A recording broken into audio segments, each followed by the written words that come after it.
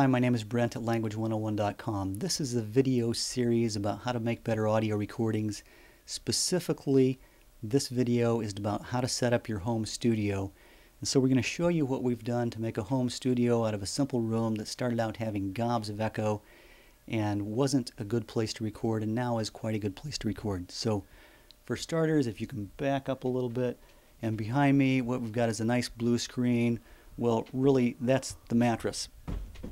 That's the mattress of the bed that was in the room, and we put a blue blanket over this and stood it up on the background, and it makes a great background. So let's go on around the room. You can see what we've done.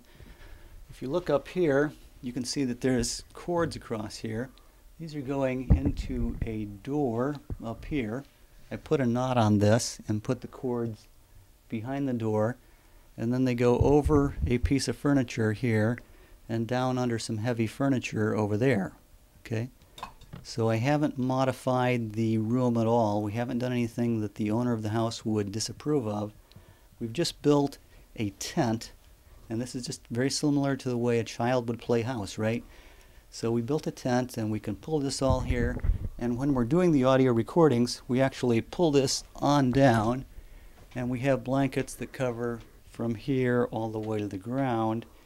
And we do a pretty good job of damping out the noise. Even this is not perfect. Other things that you should consider using an interior closet.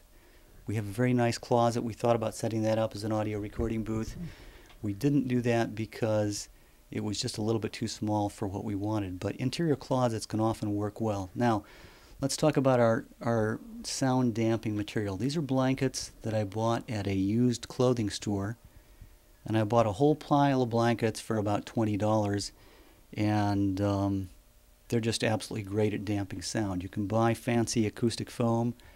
You can buy foam crate mattresses, like the foam that you put on the top of a mattress. Those things also work well, but simple blankets, really, boy, it could just be amazing. So we had this room.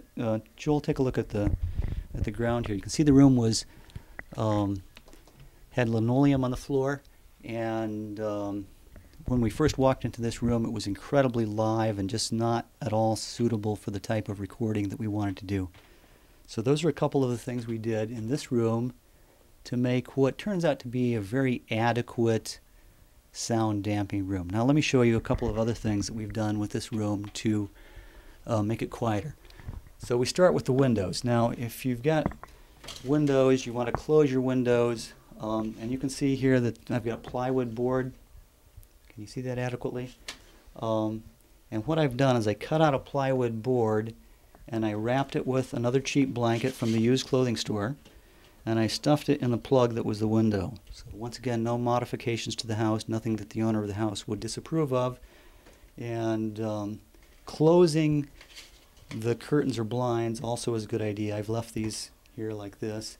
So if you have curtains or blinds, close them. This one accidentally got stuffed behind the plywood. And so we've got two windows in the room, and we did that with both the windows. And let's walk over to the door, and I'll show you something else we've done to make this a quieter room. Okay, for starters, we've put a towel right below the bottom of the room to block this out. We don't want any airflow or light being visible below this, and this helps quite a bit to get the room to be a quieter room. Let me show you what we've done with putting weather stripping around the door to quiet it down.